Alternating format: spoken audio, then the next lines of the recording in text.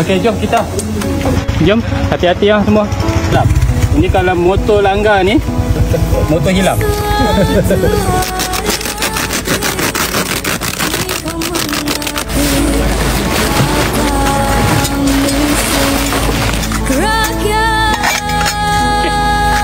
Mungkin bagi sini.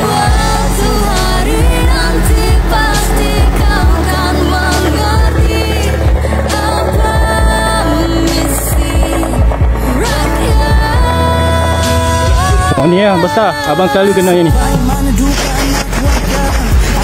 Oh, tak payah sangkul pun sebenarnya.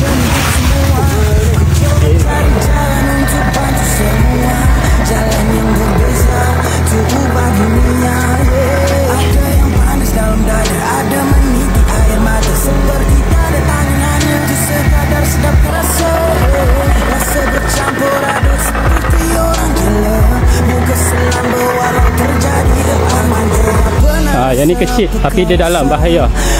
Yang kecil ni yang selalu orang tak sempat elok.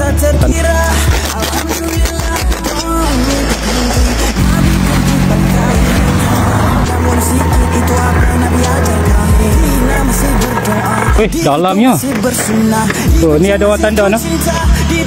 Lubang ke-5, lubang ke-6. Kenapa dia boleh dapat tahu?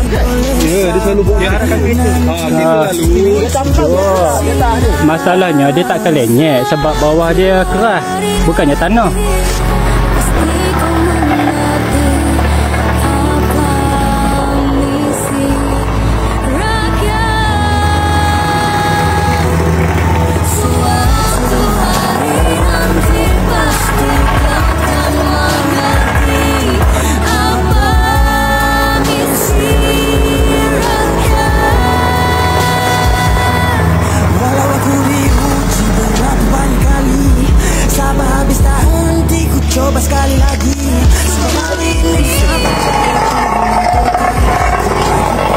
Yang ni besar dalam.